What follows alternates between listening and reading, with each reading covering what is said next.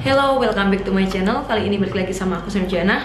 Kali ini aku akan bahas mengenai aplikasi Bibit lagi, yaitu yang akan aku bahas mengenai apa aja sih hal-hal yang harus diperhatikan ketika kita memilih reksadana atas pilihan sendiri. Nah, kan sebelumnya aku menjelaskan mengenai pembelian berdasarkan robo advisor. Nah, kali ini aku akan bahas hal-hal yang harus diperhatikan buat teman-teman pemula yang ingin memulai memilih reksadana sendiri. Nah, buat teman-teman yang baru-baru gabung di aplikasi Bibit, bisa menggunakan kode referralku, yaitu saatnya investasi. Nanti teman-teman akan mendapatkan cashback 25.000 dengan pembelian pertama minimal 200.000 atas rekomendasi robo. Nah, kita langsung aja yuk ke penjelasannya. Oke, jadi pertama kita buka aplikasi Bibitnya. Aplikasi Bibit ini adalah agen penjualan reksadana online. Di aplikasi ini, kita bisa melakukan pembelian dan penjualan suatu produk reksadana. Nah, yang saya suka dari aplikasi Bibit ini, dimana ini tuh benar-benar user friendly. Buat pemula yang baru saja belajar investasi, pasti nggak bingung deh, dijamin karena mudah banget cara menggunakannya. Nah, di sini tuh ada jenis-jenis reksadana sama seperti yang sudah aku bahas di video sebelumnya, yaitu ada reksadana pasar uang, kemudian ada reksadana obligasi, reksadana saham, dan juga ada reksadana syariah. Jadi buat teman-teman yang mau investasi di syariah kayak gitu, ada nih reksadananya di sini. Nah, di sini juga ada robo advisor. Nah, buat teman-teman yang masih pemula nih dan bingung cara berinvestasi itu bagaimana sih dan belum siap dengan resiko-resiko, teman-teman bisa pilih menggunakan pilihan robo advisor, di mana untuk persenannya ini teman-teman bisa dapat ketika teman-teman baru daftar nih. Teman-teman jawab pertanyaan sesuai dengan yang sebenar-benarnya, maka nanti si robo akan merekomendasikan reksadana yang terbaik sesuai dengan tingkat kesiapan risiko teman-teman.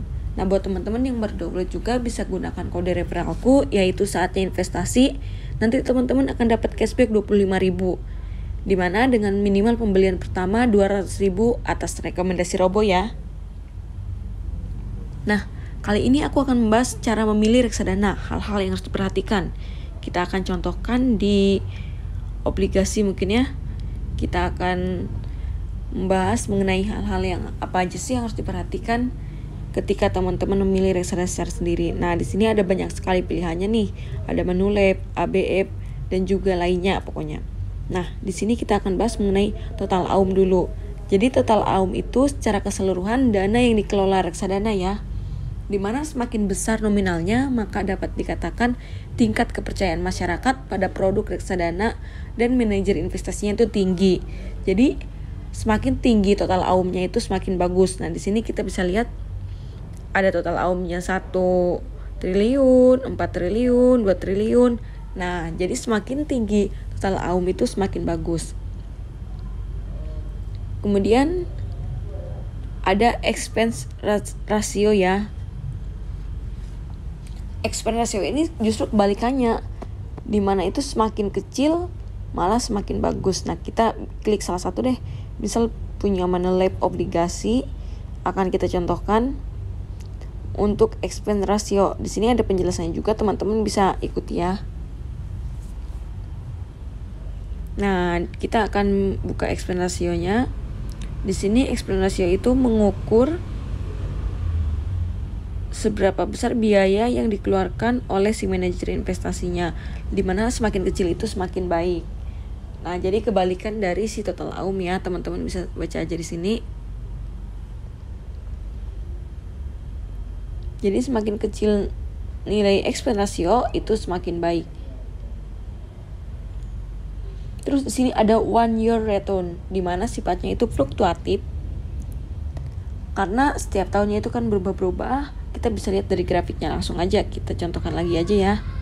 Ini ada di Manulab obligasi, misal kita akan contohkannya. Nah, di sini kita lihat di grafik nih. Ini udah grafik 1 tahun mundur. Kemudian kita bisa lihat juga grafik ada yang mingguan, ada yang 3 tahun. Nah, di sini kita bisa lihat nih keterangannya. Ini tuh cenderung naik ya setiap tahunnya. Nah, ada juga masih maksimalnya nih. ground-groundnya, dimana ini untuk melihat berapa sih seberapa pesat sih penurunan dari harga tertinggi ke harga terendahnya. Nah, kita bisa lihat sendiri di sini. Di sini itu untuk si Manulab sendiri penurunannya di 6% ya. Dari grafik tertinggi dan grafik terendahnya. Nah, kita juga bisa lihat-lihat nih di sini. Di sini ada beberapa kategori. Di sini kategori untuk obligasi itu kategori sedang, dan Manulab ini masuk ke obligasi ya. Kita lihat, bisa scroll juga ke bawah, di mana nanti itu ada keterangan minimal investasinya itu 10.000. Jadi buat teman-teman yang mau investasi dengan nominal yang bisa dibilang kecil, kita bisa di sini dengan minimal 10.000, biaya pembelian gratis, penjualan gratis, bank penampungnya bank BCA. Nah, di sini juga nanti ada penjelasan tanggal-tanggal pembagian dividen. Jadi buat teman-teman kalau mau beli Manulab obligasi, nanti teman-teman bisa mendapatkan dividennya juga ya, lumayan kan? Begitupun dengan si reksadana yang lainnya. Jadi ada beberapa yang memang membagikan dividen, ada yang enggak. Jadi teman-teman bisa dipelajari satu persatu mana aja sih reksadana yang membagikan dividen buat teman-teman pilih nih. Misal teman-teman mau investasi sendiri kan, jadi benar-benar harus kita pelajari. Ada prospeknya juga nanti di bawah. Nah, kita ke bawah nih. Pembagian dividen nih, ini yang tadi aku udah ceritakan sedikit ya. Yang pembagian dividen, di sini kita bisa lihat selengkapnya untuk lebih jelas berapa sih dividen yang udah dibagikan per unitnya.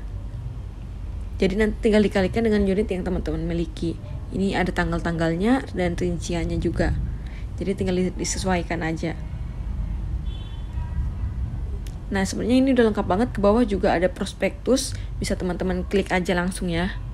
Oke, jadi untuk penjelasannya seperti itu. Semoga bermanfaat buat teman-teman yang baru mau memulai membeli reksadana atas pilihan sendiri. Nah, jadi yang harus diperhatikan itu ada total AUM, dimana semakin tinggi total AUM-nya itu, maka tingkat kepercayaan si investor kepada reksadana itu dan juga manajer investasinya itu tinggi. Dan juga ada expense rasionya, dimana makin rendah itu makin baik. Nah, jadi buat teman-teman semoga ini bermanfaat. Apabila ada kekeliruan atau kesalahan, teman-teman komen aja di bawah ya, karena kita di sini sama-sama belajar. Nah, apabila teman-teman ada saran atau masukan, komen juga di bawah. Untuk video kali ini segini dulu. Thank you, see you.